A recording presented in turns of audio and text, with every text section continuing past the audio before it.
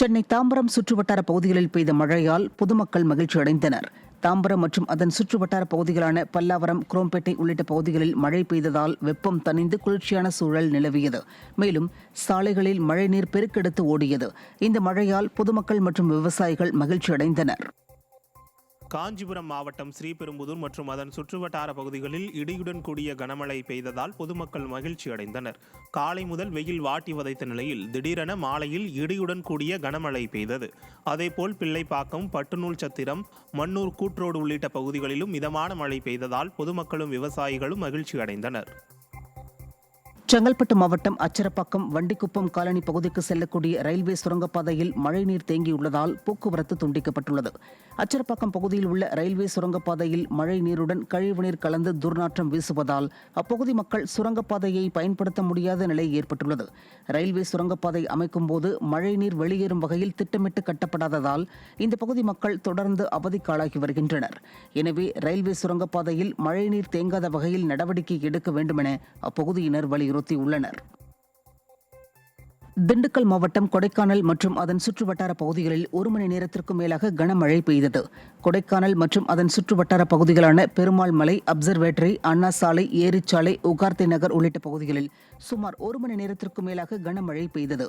இந்த மழையால் பொதுமக்கள் மற்றும் விவசாயிகள் மகிழ்ச்சி அடைந்தனர். நாகப்பட்டினம் மாவட்டத்தில் பலத்த காற்றுடன் பெய்த மழையால் குளிர்ச்சியான சூழல் நிலவியது. நாகப்பட்டினம் மற்றும் அதன் சுற்றுவட்டார பகுதிகளான வேளாங்கண்ணி, கல்லார், அக்கரைப்பேட்டை, கீழ்வேலூர் உள்ளிட்ட பல்வேறு பகுதிகளில் பலத்த காற்றுடன் மழை பெய்தது.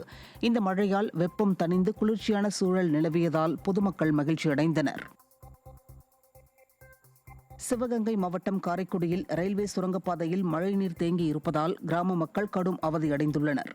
காரைக்குடி அழகப்ப செட்டியார் பொறியியல் கல்லூரி பின்புறம் காரைக்குடி திருச்சி ரயில்வே வழித்தடத்தில் உள்ள சுரங்கப்பாதையில் மழைநீர் தேங்கியுள்ளதால் போக்குவரத்து நிறுத்தப்பட்டுள்ளது. இதனால் 5 கிலோமீட்டர் தூரம் சுற்றி கோட்டையூர் வழியாக சென்று வரும் அவல நிலை உள்ளதால் அப்பகுதி மக்கள் கடும் அவதியடைந்து வருகின்றனர். இந்த சுரங்கப்பாதையில் தேங்கியுள்ள மழைநீரை உடனடியாக வெளியேற்ற வேண்டுமென அவர்கள் வலியுறுத்தியுள்ளனர்.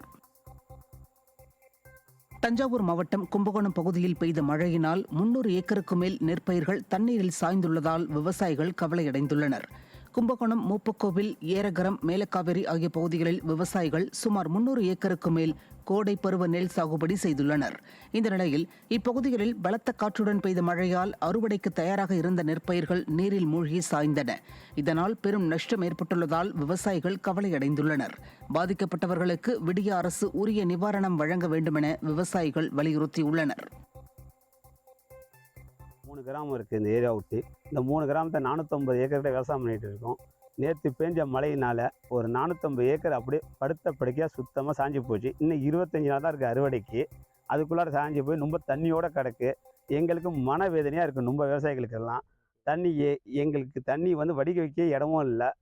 அதுக்கான வடிகால் வசதியும் நிறையாவே இல்லை. எங்களுக்கு கஷ்டமாக இருக்குது. ஏக்கர் எங்களுக்கு 30,000 ரூபா செலவாகிருக்கு. இதை எப்படி எங்களால் ஈடுகட்ட முடியும்னு எங்களுக்கு தெரியல. மன வேதனையாக இருக்கும். இதை அரசு எப்படியா பார்த்து எங்களுக்கு இதுக்கான ஒரு இழப்பீடு தொகை கொடுக்கணும். இதுக்கு ஒரு நாள் காற்றுல மூக்கத்தை காற்று மாரி அடித்து எல்லாம் சாஞ்சி போச்சு.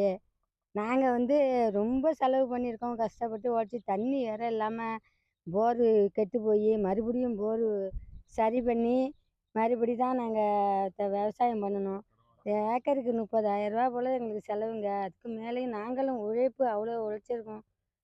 போலும் களை வேற அதிகமாகி அதுக்கு களை எடுக்கிற ஆளுக்கே 300 ரூபா ஒரு ஆளுக்கு சம்பளம் கொடுத்து தான் நாங்கள் இந்த வருஷம் களையே எடுத்தோம். இப்போ எங்களுக்கு ஏதாச்சும் இழப்பீடு கொடுங்க. நாங்கள் என்ன பண்ண முடியும்? கடன் கொடுத்தாகணும்.